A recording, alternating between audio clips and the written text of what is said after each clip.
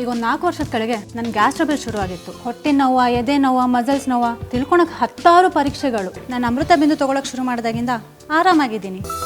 Bidadi township ವಿಚಾರದಲ್ಲಿ HDK versus DKಶಿ ಸಮರ ನಡೀತಾ ಇದೆ. ಈ ಟೌನ್ಶಿಪ್ ಫೈಟ್ನಿಂದ ಒಂದಷ್ಟು ಸಚಿವರು ಈಗ ಬೇಸತ್ತು ಹೋಗಿದ್ದಾರೆ ಅಂತೇಳಿ ಮಾಹಿತಿ ಸಿಗ್ತಾ ಇದೆ.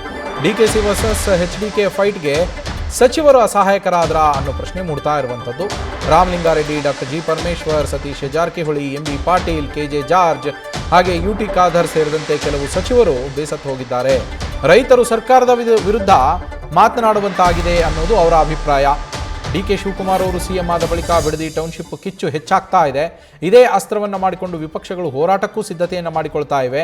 ನಮ್ಮ ಇಲಾಖೆಗಳ ಬಗ್ಗೆ ಚರ್ಚೆ ಆಗ್ತಾ ಇಲ್ಲ. ಇಲ್ಲಿ ನಾವು ಎಲ್ಲೇ ಹೋದರೂ ಮಾಧ್ಯಮಗಳು ಪ್ರಶ್ನೆ ಮಾಡ್ತಾ ಇರುವಂಥದ್ದು ಬಿಡದಿ ಟೌನ್ಶಿಪ್ನ ಬಗ್ಗೆ, ನಮ್ಮ ಇಲಾಖೆಯ ಬಗ್ಗೆ, ನಮ್ಮ ಇಲಾಖೆಯಲ್ಲಿ ಆಗ್ತಾ ಇರುವಂತಹ ಕೆಲಸ ಕಾರ್ಯಗಳ ಬಗ್ಗೆ, ಅಲ್ಲಿನ ಕಾರ್ಯವೈಖರಿಗಳ ಬಗ್ಗೆ ಚರ್ಚೆಯೇ ಆಗ್ತಾ ಇಲ್ಲ ಅಂತ ಬೇಸರಗೊಂಡಿದ್ದಾರೆ ಒಂದಷ್ಟು ಜನ ಸಚಿವರು. ಆದಷ್ಟು ಬೇಗ ಇದಕ್ಕೆ ತಾರ್ಕಿಕ ಅಂತ್ಯವನ್ನು ಕಾಣಿಸಿ ಅಂಥೇಳಿ CMಗೆ ಮನವಿಯನ್ನೂ ಮಾಡಿದ್ದಾರೆ ಅಂಥೇಳಿ ತಿಳಿದು ಬಂದಿದೆ. ರೈತರು ಸರ್ಕಾರದ ವಿರುದ್ಧ ಮಾತನಾಡುವಂತೆ ಆಗಿದೆ. ಅವರ ಅಭಿಪ್ರಾಯ ಸರ್ಕಾರದ ವಿರುದ್ಧ ತಿರುಗ್ತಾ ಇದೆ. ತಮ್ಮ ಇಲಾಖೆಯ ಕಾರ್ಯವೈಖರಿ ಬಗ್ಗೆ ಅವರು ಕೇಳಬೇಕಿತ್ತು, ಆದರೆ ಅದರ ಬಗ್ಗೆ ಚರ್ಚೆನೇ ಆಗ್ತಾ ಇಲ್ಲ. ಮಾಧ್ಯಮಗಳು ಕೂಡ ಬಿಡದಿಯ ಬಗ್ಗೆಯೇ ನಮ್ಮನ್ನು ಪ್ರಶ್ನೆ ಮಾಡ್ತಾ ಇವೆ ಅಂಥೇಳಿ ಒಂದಷ್ಟು ಜನ ಸಚಿವರು ಬೇಸರಗೊಂಡಿದ್ದಾರೆ. ನಮ್ಮ ಪ್ರತಿನಿಧಿ ಗಣಪತಿ ಲೈವ್ನಲ್ಲಿ ಜಾಯ್ನ್ ಆಗಿದ್ದಾರೆ. ಗಣಪತಿ, ಇಲ್ಲಿ ಸಚಿವರು CM ಬಗ್ಗೆ ಹಾಗೆ CM ಮತ್ತು HD ಕುಮಾರಸ್ವಾಮಿ ಅವರ ನಡುವೆ ನಡೀತಾ ಇರುವಂತಹ ಬಿಡದಿ ಸಮರದ ಬಗ್ಗೆ ಒಂದಷ್ಟು ಬೇಸರವನ್ನು ವ್ಯಕ್ತಪಡಿಸಿದ್ದಾರೆ ಅಂತೇಳಿ ಮಾಹಿತಿ ಸಿಗ್ತಾ ಇದೆ. ಏನೆಲ್ಲ ಮನವಿಯನ್ನು ಮಾಡಿದ್ದಾರೆ CMಗೆ ಅಂತ? ಕೆಲವೊಂದು ಕಡೆ ಗಂಡ ಹೆಂಡತಿ ಜಗಳದಲ್ಲಿ ಕೂಸು ಬಡವಾಯಿತು ಅನ್ನೋ ಲೆಕ್ಕಾಚಾರದಲ್ಲಿ ಈಗ DK ಶಿವಕುಮಾರ್ ಹಾಗೂ ಕುಮಾರಸ್ವಾಮಿ ನಡುವಿನ ಒಂದಷ್ಟು ವರ್ಚಸ್ಸಿನ ಫೈಟ್ ಏನಿದೆ, ಇದರಿಂದ ಹತಾಶರಾಗಿರೋದು ಸಚಿವರು. ಯಾಕಂತಂದರೆ ಬಿಡದಿ ಟೌನ್ಶಿಪ್ ವಿಚಾರನೇ ಯಾವಾಗ CM ಆಗಿ ನೇತೃತ್ವ ವಹಿಸಿದ್ರು ಅಲ್ಲಿಂದ ಇಲ್ಲಿ ತನಕ ಸರ್ಕಾರದ ಯಾವುದೇ ಯೋಜನೆಯಾಗಲಿ, ಸರ್ಕಾರದ ಯಾವುದೇ ಒಂದಷ್ಟು ಅಭಿವೃದ್ಧಿ ಕಾರ್ಯಗಳ ಬಗ್ಗೆ ಚರ್ಚೆ ಆಗ್ತಿಲ್ಲ. ಸಚಿವರು ಹೋದಲ್ಲಿ ಬಂದಲ್ಲೂ ಕೂಡ ಪ್ರತಿಯೊಂದು ವಿಚಾರ ಬಿಡದಿ ಟೌನ್ಶಿಪ್ದೇ ಚರ್ಚೆ ಆಗ್ತಿರುವಂಥದ್ದು. ಯಾಕಂತಂದರೆ ಇಡೀ ಕೇಂದ್ರ ಬಿಂದು ಆಗಿರುವಂಥದ್ದು ಬಿಡದಿ ಟೌನ್ಶಿಪ್ ಅಲ್ಲಿ ಏನಾಗ್ತಾ ಇದೆ, ರೈತರಿಗೆ ನ್ಯಾಯ ಸಿಗ್ತಾ ಅಥವಾ ರೈತರಿಗೆ ಅನ್ಯಾಯ ಆಗ್ತಾ ಇದೆಯಾ, ರೈತರ ಭೂಮಿಗೆ ಎಷ್ಟು ಬರ್ತಾ ಇದೆ, ರೈತರ ಭೂಮಿಗೆ ಯಾವೆಲ್ಲ ಲೆಕ್ಕಾಚಾರಗಳಿದೆ, ಇದೇ ಚರ್ಚೆ ಆಗ್ತಿದೆ ಹೊರತಾಗಿ ಬೇರೆ ಯಾವುದೇ ಅಭಿವೃದ್ಧಿ ವಿಚಾರಗಳು ಚರ್ಚೆ ಆಗ್ತಿಲ್ಲ.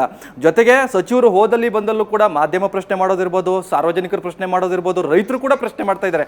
ಯಾಕೆ ನಿಮ್ಮ ಸರ್ಕಾರ ಬಿಡದಿಯಲ್ಲಿ ರೈತರಿಗೆ ಅನ್ಯಾಯ ಮಾಡ್ತಿದೆ, ಯಾಕೆ ರೈತರ ಪರವಾಗಿ ಇದ್ರೆ, ಈ ಥರದ್ದೆಲ್ಲ ಒಂದಷ್ಟು ವಿಚಾರಗಳು ಚರ್ಚೆ ಆಗ್ತಿರುವಂಥದ್ದು. ಹೀಗಾಗಿ DK ಶಿವಕುಮಾರ್ ಹಾಗೆ HD ಕುಮಾರಸ್ವಾಮಿ ನಡುವಿನ ವರ್ಚಸ್ಸು ಏನಿರ್ಬೋದು ಅಥವಾ ವೈಯಕ್ತಿಕ ಫೈಟ್ ಏನಿದೆ, ಇದೆಲ್ಲ ಒಂದ್ ಕಡೆ ಸಚಿವರಿಗೂ ಕೂಡ ಇರಿಸು ಮುರುಸು ಆಗಿರುವಂಥದ್ದು. ಹೀಗಾಗಿ ಎಲ್ಲ ಹಿರಿಯ ಸಚಿವರು ನೇರವಾಗಿ DK ಶಿವಕುಮಾರ್ಗೆ ಒಂದಷ್ಟು ಮನವಿ ಕೂಡ ಮಾಡ್ತಿರುವಂಥದ್ದು. ಯಾಕಂತಂದ್ರೆ ಈ ವಿಚಾರವನ್ನ ದಿನದಿಂದ ದಿನಕ್ಕೆ ಡ್ರ್ಯಾಗ್ ಮಾಡ್ತಿರೋದ್ರಿಂದ ಯಾವುದೇ ರೀತಿಯಾದಂತಹ ಪಕ್ಷಕ್ಕೂ ಲಾಭ ಆಗಲ್ಲ, ಸರ್ಕಾರಕ್ಕೂ ಸಾಕಷ್ಟು ಡ್ಯಾಮೇಜ್ ಆಗುತ್ತೆ. ಆದಷ್ಟು ಬೇಗ ಇದಕ್ಕೆ ಒಂದು ತಾರ್ಕಿಕ ಅಂತ್ಯಗಳನ್ನು ಗೊಳಿಸಿ, ಜೊತೆಗೆ ಎಲ್ಲೊಂದು ಕಡೆ ರೈತರು ಕೂಡ ಸರ್ಕಾರದ ವಿರುದ್ಧವಾಗಿ ನಿಂತಿದ್ದಾರೆ ಅನ್ನೋದು ಕೂಡ ಒಂದು ಸ್ಪಷ್ಟ ಆಗ್ತಿದೆ. ಇದೇ ವಿಚಾರ ಇಟ್ಕೊಂಡು BJP ಹಾಗೂ JDS ನಾಯಕರು ಕೂಡ ನಮ್ಮ ವಿರುದ್ಧ ಪ್ರತಿಭಟನೆಗೆ ಕೂಡ ಮುಂದಾಗ್ತಿದ್ದಾರೆ. ಹೀಗಾಗಿ ಇಂತಹ ಅವಕಾಶಕ್ಕೆ ಕೊಡಬಾರದು ಅನ್ನೋದು ಕೂಡ ಸಚಿವರ ಒಂದಷ್ಟು ಅಳ್ಳಾಗಿರುವಂಥದ್ದು. ಸ್ವತಃ ಹಿರಿಯ ಸಚಿವರೇ ನೇರವಾಗಿ DK ಶಿವಕುಮಾರ್ ಅವರ ಜೊತೆಗೆ ಒಂದಷ್ಟು ಚರ್ಚೆ ಕೂಡ ನಡೆಸಿರುವಂಥದ್ದು. ಜೊತೆಗೆ ಈ ವಿಚಾರದಲ್ಲಿ ಎಲ್ಲೊಂದು ಕಡೆ ದಿನದಿಂದ ದಿನಕ್ಕೆ ಕುಮಾರಸ್ವಾಮಿ ಅವರ ವರ್ಚಸ್ಸು ಹೆಚ್ಚಾಗ್ತಿದೆ ಹೊರತಾಗಿ ಸರ್ಕಾರದ ಡ್ಯಾಮೇಜ್ ಕೂಡ ಹೆಚ್ಚಾಗ್ತಿರುವಂಥದ್ದು. ಹೀಗಾಗಿ ಈ ವಿಚಾರವನ್ನ ಇಲ್ಲಿಗೆ ಬಿಡುವಂಥದ್ದು ಅಥವಾ ಇದನ್ನ ಮುಂದುವರಿಸುವಂಥದ್ದು ಹೈಕಮಾಂಡ್ ನಾಯಕರು ತೀರ್ಮಾನ ಮಾಡಬೇಕು. ಈ ನಿಟ್ಟಿನಲ್ಲಿ ಆದಷ್ಟು ಬೇಗ ಈ ವಿಚಾರಕ್ಕೆ ಒಂದು ತಾರ್ಕಿಕ ಅಂತ್ಯಗಳನ್ನು ಕೊಡಿಸಿ, ಜೊತೆಗೆ ನಾವು ಕೂಡ ನಮ್ಮ ಇಲಾಖೆ ಕಾರ್ಯಕೆಲಸಗಳನ್ನು ಮಾಡಬೇಕಾಗುತ್ತೆ. ಈ ವಿಚಾರಗಳು ಕೂಡ ಒಂದಷ್ಟು ಚರ್ಚೆ ಆಗಬೇಕು.